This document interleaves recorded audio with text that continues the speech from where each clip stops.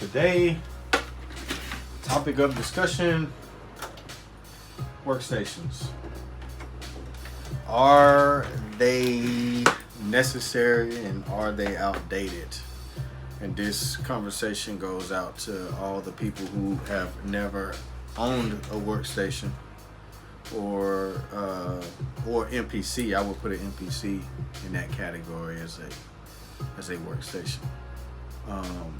But those are the people who have never owned a workstation, never owned an external piece of gear that you can use for all of your music making needs as far as the music goes. It takes the place of a band. So a lot of you guys that never owned a workstation don't even know about the earlier workstations. I know you know about the newer workstations like the MPC 61, the MPC keyboard. That's a dream come true. I have a couple of things that I would probably change about it, but in all of everybody's minds as far as a workstation, that the MPC 61 is a dream come true. But the earlier workstations, what they were built for and what they were made for, and some things that MPC did get right, but what the earlier ones were made for, the motif, the Roland, and the classic chord Triton. So all of these, the motif, the Phantom, and the Triton were like the motherships of sound. That's what you either had one or three of those. And the reason why you had one or three of those, and a lot of people would look to those because they were road ready. People would take those on the road. People would take the actual keyboard, and if you playing background for Janet and she sent you the CD, you can get close to the studio recording because those workstations had every sound and every preset effects set up already. So when you hit the stage, you were just ready to go. You had electric pianos, you had all the bass, you had the regular pianos, you had synth sounds that were similar to what was on the original recording. You had pad sounds that were similar to what's on the original recording. So when you did a concert, if you got close to that sound or even better than that sound and you really could play, you're playing in a great rendition of that song, and it's an original rendition when it's presented to the crowd. So I think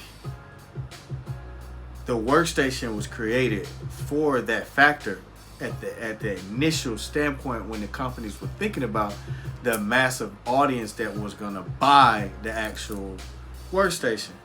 Then people use them in the studios because they do have sequences on them, and they have great sequences on them to the point to where it's so intuitive to where once you use one, you find yourself just falling in love with the speed that you can come up with a groove. And once you come up with a groove for a song, that's it. Especially for singers, it's like once you find that chord progression and that groove and that magic sound, and you can easily put a rhythm to it, percussion to it, and add a bass line to it that sounds thick and sounds heavy. You know what I'm saying? Not anything that you would hear from the Casio keyboard that your mother got you. Not that one. we talking massive sounds. We talking about hand selected sounds to try to rendition old synths, to try to rendition old keyboards, to try to rendition old drum machines. There's a lot of percussion in my Chrome that's a rendition of old drum machines. Now I'm not gonna say that having a workstation makes you superior in the way of from a sonic standpoint, from a sound standpoint. They sound great. You just have to have the power in between as far as the analog power before you go into the computer, or you'd have to have a lot of processing when you're on the computer as far as plug-in effects to get it to the level that you have in, I would say an Omnisphere, or say the heavier plugins that load and add layers and layers of sound. They're running a lot of data, and they're running a lot of effects, which is cool. But when you got something hot from a board and it has the best of the best effects in the board, and I mean, Chord makes effects pedals. So them making effects pedals, they know what effects and what technology people put on certain things to make them sound a certain way on certain albums. You know, certain instruments, how much chorus is put on it, what type of chorus is put on it, what type of reverb. You know what I'm saying? What type of amp drive is given to this guitar? You know what I'm saying? Does this guitar get as much amp drive as this guitar? Does this piano get a little bit of amp drive? Did they do that on a certain experiment of a certain album? So this sound is labeled that. So that's the power of the workstation. And here's the caveat of the whole thing. You're not looking at 1,000 plugins.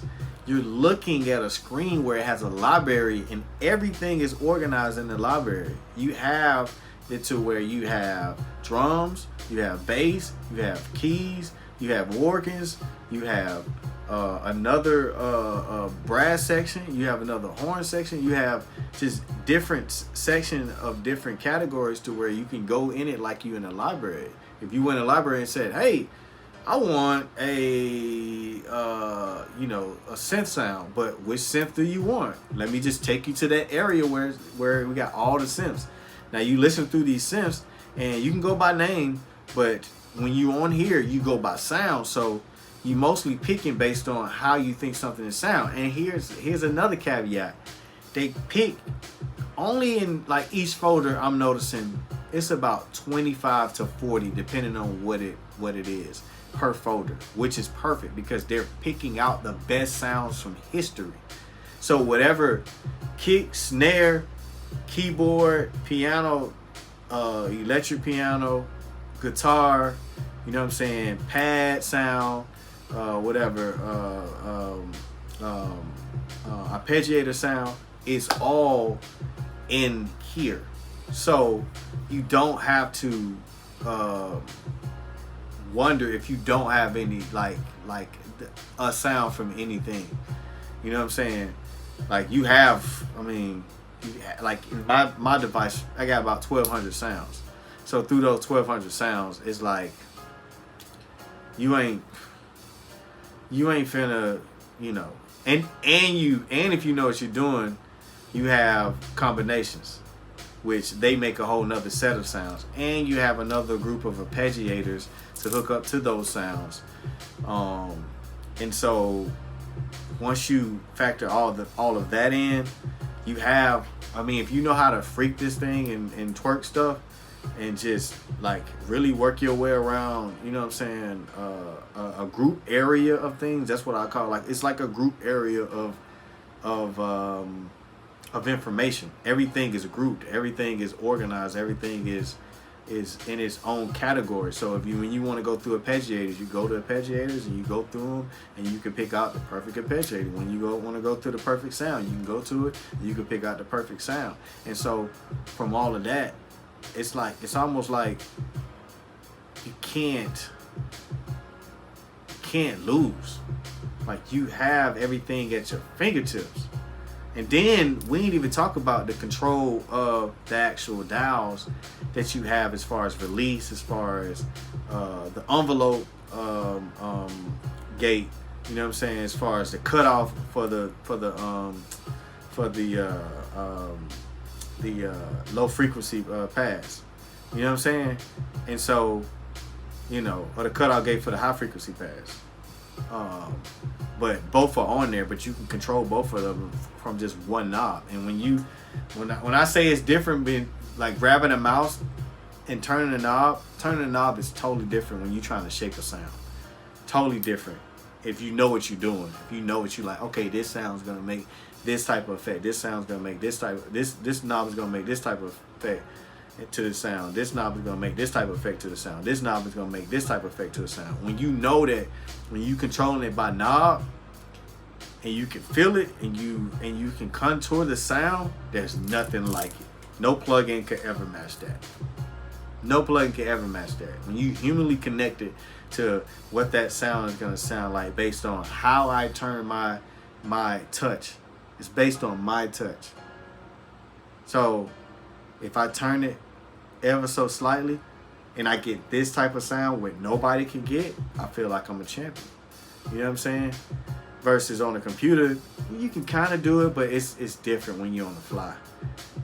Especially when you piecing stuff together and you can just, and you tracking stuff and you can just easily manipulate stuff. It's different. It's different. You know what I'm saying? It's like the mouse becoming a knob. You know what I'm saying? And that's the kind of the other secret to it is. It's like that hands-on ability to move around with buttons, to navigate with buttons, and like actually moving your arms instead of like clicking with a mouse and programming and just selecting, you know what I'm saying, already pre-programmed like loops. I don't think that would ever be fun to me because it's just like, it's too much like a video game. And I think a workstation is like a video game, but you ain't got no rapid fire on your controller. So you got to really like use this as, you know, saying for what it is, but it's music, so I can't compare it really to video games. But I can, but in that grand scope, yeah, it's like having a real controller. It's like having a controller at the arcade versus having a controller at your crib. Arcade Tekken with the knob, with the joystick, with the big ass buttons. You know what I'm saying? And you can lean up to it, and you can just, and them stationary. Yeah. Versus, yeah, this the controller at the crib. It's totally different. Totally different experience. So yeah, I would describe it as that. But yeah, the thing that the MPC has developed well, that I would say, and I'm pretty sure the specs are the same as my MPC Live. The signal coming off that thing is balanced and it's hot. And the signals coming off workstations are really not hot. So you have to have things to amplify them, and you have to have something that's very discreet as far as amplifying it, because you won't get the better grand scope of the sound, the better grand scope of the frequency field if you don't have something as far as a discrete amplification, capturing every image of the sound of the electrical signal. So that is the thing that is kind of like the drawback that the MPC does have an advantage of. It's a very hot signal. It does not need any additional amplification. You know what I'm saying? If you do, then yeah. You know what I'm saying? Like, I want to see somebody come in below if they hook their MPC up to a preamp. Please let me know if you do that. That would be very amazing. And tell me what preamp you hooking it up to, and tell me how you hooking it up, because I would definitely like to know. But other than that, yeah, the MPC signal is hot, and it's fire, and it's good, and it's great. Trust me. So if the MPC 61 is anything like it, it has that advantage over an actually traditional old school workstation. But the traditional old school workstations, the one thing that they did do well is the library of sounds, and the library of percussion in it. You can't, for R&B, you can't match it. Like, you can't match it. Like a computer, yeah, you can have those replication of those sounds, but you can't match the actual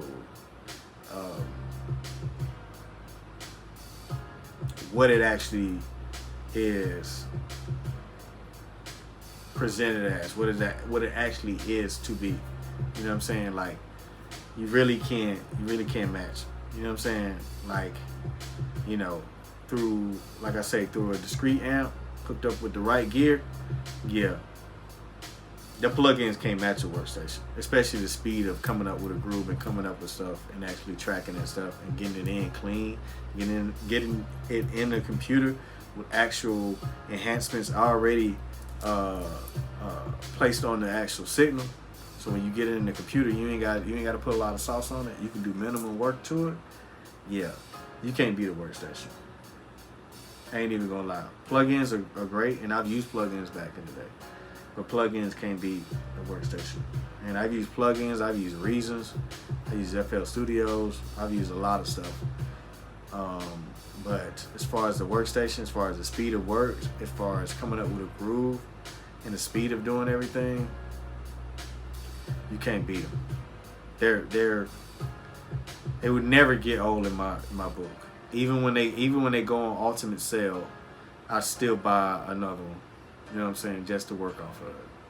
That's just me. So, yeah. That answers any questions. Are workstations outdated? Depends on who you are. You know, if you like working on the computer and you think that gets you in the groove of things, then continue. But workstations are it's like being a Jedi. You know, it's a lightsaber. It is a real weapon of choice. It is a special weapon of choice. And if you know how to navigate yourself around it and you know how to manage the output, you know how dangerous you can be with it. But if you don't know what you're doing, it ain't gonna make no difference. You know what I'm saying? It ain't a deadly weapon then. It's just, probably something that you would consider to be, as you would call, outdated. But it's definitely not an outdated device. It's a very powerful device for what I do in music. So, if you know what I'm talking about, comment down below. Tell me a little bit more about, if you own a workstation, if you own a Motif, or a Triton, or a Chrome, or a Roland X6, X8, any X series, any Phantom series, just let us know. Peace.